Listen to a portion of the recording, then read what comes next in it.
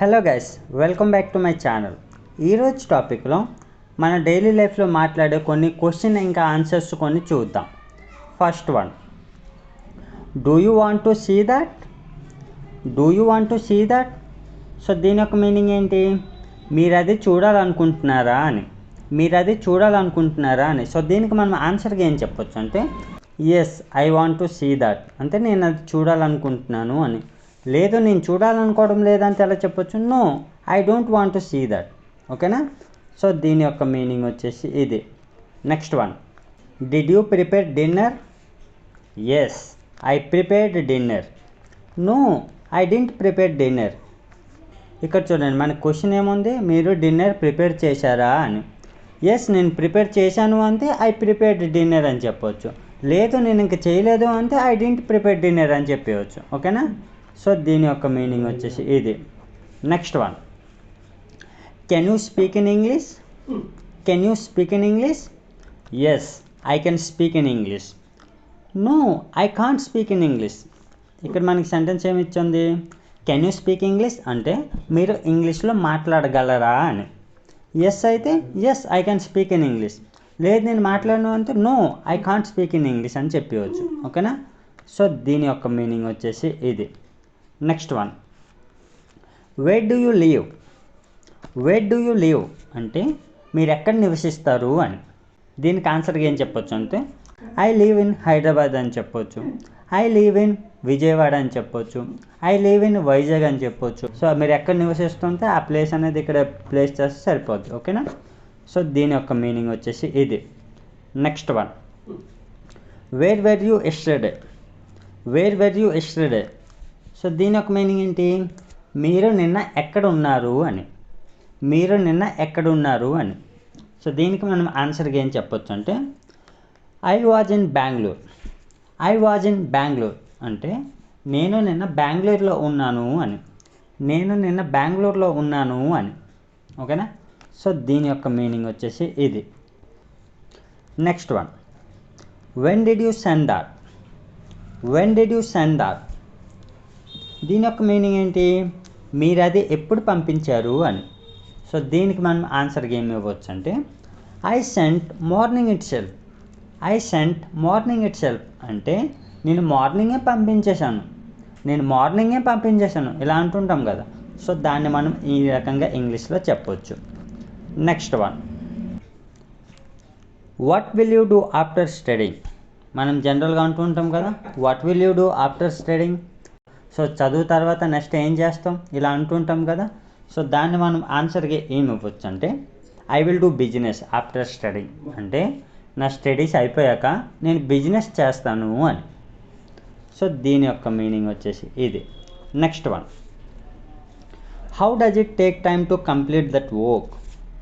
How does it take time to complete that work అంటే ఆ పని పూర్తి అవ్వడానికి ఎంత సమయం పడుతుంది అని. ఓకేనా? ఆ పని పూర్తి అవ్వడానికి ఎంత సమయం పడుతుంది అని. సో దీన్ని మనం ఆన్సర్గా ఏం చెప్పొచ్చు అంటే, it takes more than 2 days. ఓకేనా? It takes more than 2 days అంటే ఇది 2 రోజుల కన్నా ఎక్కువే పడుతుంది అని.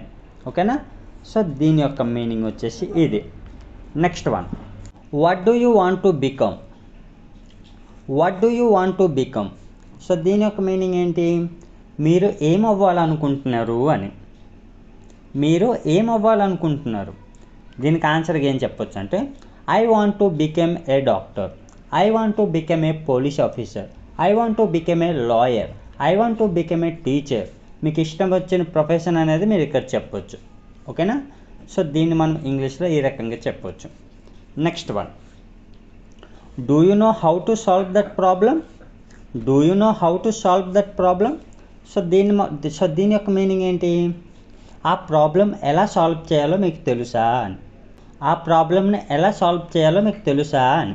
సో దీన్ని మనం ఆన్సర్గా ఏం చెప్పొచ్చు అంటే, yes I know how to solve that problem. Yes I know how to solve that problem నాకు అది ఎలా సాల్వ్ చేయాలో తెలుసు అని. సో దీని యొక్క మీనింగ్ వచ్చేసి ఇది. Next one, will you come tomorrow? Will you come tomorrow? So దీని యొక్క మీనింగ్ ఏంటంటే మీరు రేపు వస్తారా అని. సో దీనికి మనం ఆన్సర్గా ఏం చెప్పొచ్చు? Yes I will come tomorrow. Yes, I will come tomorrow. మీకు రావడం ఇష్టం లేదనుకోండి, no, I won't come tomorrow, అంటే నేను రేపు రాను అని. ఓకేనా?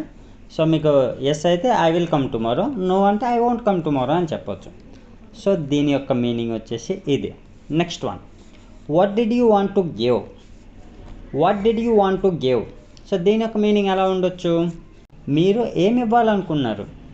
సో దీనికి ఆన్సర్గా ఏం చెప్పొచ్చు అంటే I wanted to give money. నేను డబ్బులు ఇవ్వాలనుకున్నాను అని. ఓకేనా?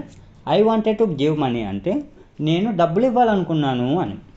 సో దీనికి ఆన్సర్గా మనం ఈ రకంగా చెప్పవచ్చు. Next one, how many people are there. మనం జనరల్గా అంటూ ఉంటాం కదా, అక్కడ ఎంతమంది జనాభా ఉన్నారు. How many people are there ఇలా అంటూ ఉంటాం కదా. సో దాన్ని మనం ఆన్సర్గా ఏం చెప్పొచ్చు అంటే there are more than 20,000 people.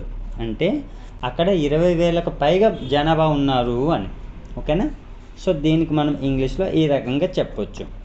Next one, what do you want. What do you want. మనం జనరల్గా షాప్కి వెళ్తే షాప్ కీపర్ అడుగుతూ ఉంటారు కదా, మీకేం కావాలి. వాట్ డూ యూ వాంట్ అంటే మీకేం కావాలి అని. సో మనం జనరల్గా అంటూ ఉంటాం I want 2 chocolates, I want that thing, I want that, I want this ఇలా అంటుంటాం కదా. మీకు కన్వీనియంట్గా ఏది కావాలనిపిస్తే అది మీరు ఇక్కడ అడగొచ్చు. ఓకేనా? ఐ వాంట్ 2 చాక్లెట్స్ అని నేను చెప్పాను. మీకు కన్వీనియంట్గా ఏది ఉంటే అది మీరు అడగొచ్చు. సో దీని యొక్క మీనింగ్ వచ్చేసి ఇది. Next one, how many times did you visit Bengaluru. How many times did you visit Bengaluru అంటే మీరు ఎన్నిసార్లు బెంగళూరు విజిట్ చేశారు అని. సో దీనికి మనం ఆన్సర్గా ఏం చెప్పొచ్చు అంటే I visited to Bengaluru more than 10 times. I visited to Bengaluru more than 10 times అంటే నేను 10 సార్లకి ఎక్కువే బెంగళూరు విజిట్ చేశాను అని. ఓకేనా? సో దీని యొక్క మీనింగ్ వచ్చేసి ఇది. That's all friends. సో మీకు ఈ టాపిక్ యూస్ఫుల్గా అనిపిస్తే లైక్ చేసి సబ్స్క్రైబ్ చేయండి. Thanks for watching.